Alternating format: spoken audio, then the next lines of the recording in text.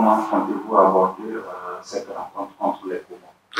Oui, en août, quand Mali m'a appelé, je sais la situation pour la phase de Coupe du Monde, mais j'ai dit, ma famille et mon agent, je veux aller aux Coupe du Monde et je pense que c'est possible avec Mali. Ce temps-là, on est 4 points moins que Comores et 4 points moins que Ghana.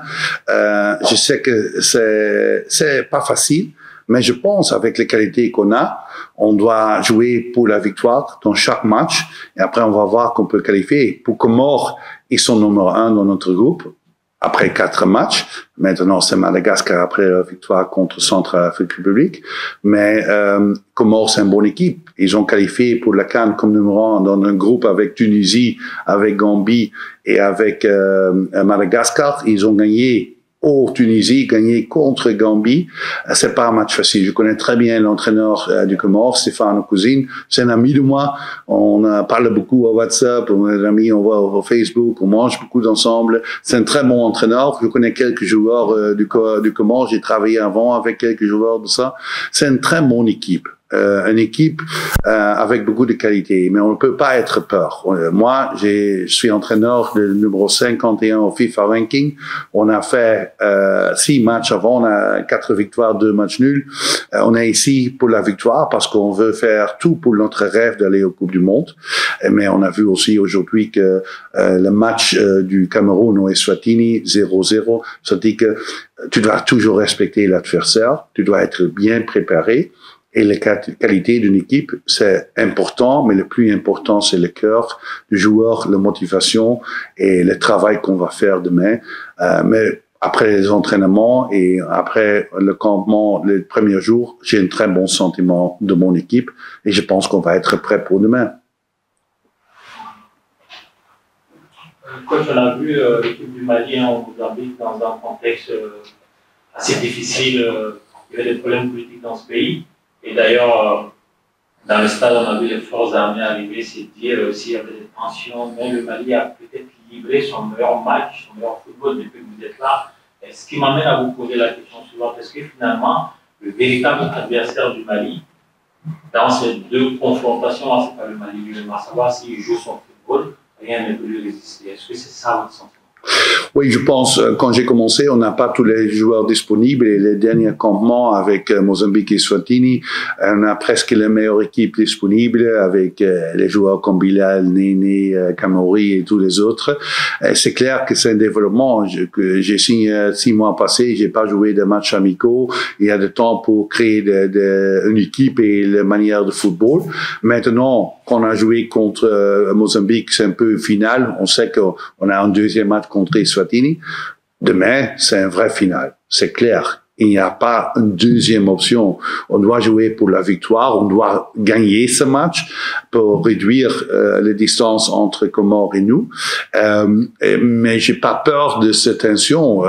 Nous sommes des professionnels. Mes joueurs sont des professionnels de haut niveau. On aime de jouer dans la situation et on doit être préparé pour ça. Je suis content que la majorité du groupe que je veux être là est disponible. On a un bon groupe ici. Je vais apprendre maintenant des choix, qui va commencer et quelle est notre stratégie. On est près de ça, mais on va discuter ça demain avec l'équipe. Et je pense, avec le moral on a, avec les derniers résultats qu'on a fait en septembre, octobre et novembre et le développement de l'équipe, on peut pas être peur pour ce match. On va être seulement prêt avec beaucoup de confiance, mais aussi sans arrogance, toujours avec respect pour l'adversaire. Ouais, bon, vous avez presque déjà marché sur ma langue, hein, parce que vous l'avez dit, c'est une finale demain, parce que c'est le match de tous les espoirs qu'il faut jouer demain. Alors, est-ce que cela constitue une pression sur vous? Si oui, comment est-ce que vous allez gérer cette pression avec vos garçons? Pour moi, personnellement, j'ai pas de pression. Comme entraîneur, demain, c'est mon 111e match comme sélectionneur. Je suis longtemps dans le métier et j'ai fait beaucoup de matchs de haut niveau. Pour moi, ce sont des matchs chaque entraîneur veut jouer. Mais mes joueurs aussi, quand tu joues en Europe, en Angleterre, en Allemagne, en France, ce sont des joueurs qui jouent des matchs comme ça plusieurs fois.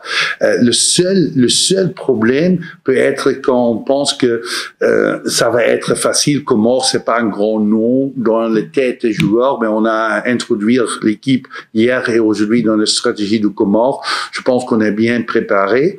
On ne peut pas être nerveux pour ce match. Quand on est nerveux pour ce match, on peut pas gagner. Et nous sommes des professionnels. On a beaucoup de confiance de notre qualité. Et on doit être concentré, on doit respecter l'adversaire, on doit jouer discipliné, mais on doit aussi jouer avec le choix, avec la passion de football et avec la confiance qu'on va gagner. On joue dans un bon infrastructure, un stade neutral, pas aux Comores avec 10 000 spectateurs ou 12 000 spectateurs. On joue ici neutral, il n'y a pas de spectateurs, il n'y a pas beaucoup de voyages pour les joueurs. La température, c'est agréable pour les joueurs qui jouent en Europe. Toutes les choses sont là pour faire un bon match. J'ai beaucoup de confiance. Coach, vous avez fait qualifier le Mali brillamment à la CAN. Pour la Coupe du Monde, est-il un objectif pour vous? Oui, on a discuté avec Mali 3 objectifs et ces qualifications pour le CAN, c'est presque normal. Et on sait, Mali, les derniers 20 ans, ils sont toujours là, mais on a vu naturellement ces Ghana qui sont pas qualifiés. C'est jamais normal dans le football. Deuxième but, c'est qualifié pour la Coupe du Monde et j'ai agréé de ça. Ok, on est 4e dans notre groupe, c'est pas facile, mais mon seul rêve comme entraîneur est d'aller aux Coupes du Monde parce que je pense que les pays africains peuvent faire quelque chose et je dis ça aujourd'hui aussi contre les autres personnes. Je pense que c'est le temps qu'un pays africain peut être champion du monde. Les grands pays du Sénégal, du Nigeria, du Algérie, Maroc peut être champion du monde et je pense que Mali doit être là aux Coupes du Monde. En 2022, j'ai pensé que Mali va qualifier contre Tunisie dans les playoffs.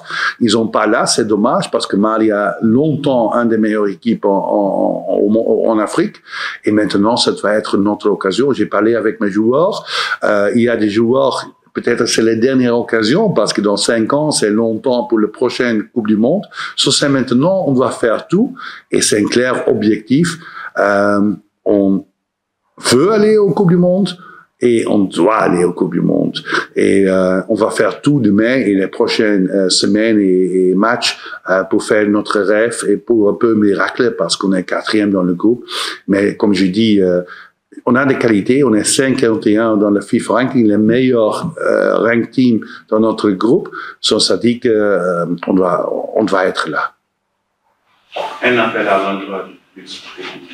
Oui, c'est naturellement dommage qu'il n'y a pas de Maliens dans le stade parce que quand on joue à domicile comme avant et il y a 40 000 spectateurs qui chantent Mali, ça donne un extra. Maintenant, j'espère que beaucoup de personnes peuvent voir le match à la télé et on va faire tout pour les Maliens. Nous sommes les représentants du pays. On est là pour le spectateur, pour les 23 millions Maliens et on va faire tout que le public peut être fier de notre équipe et fier du Mali. On va faire tout pour ça. Inch'Allah, on va gagner demain. Inch'Allah, on va qualifier.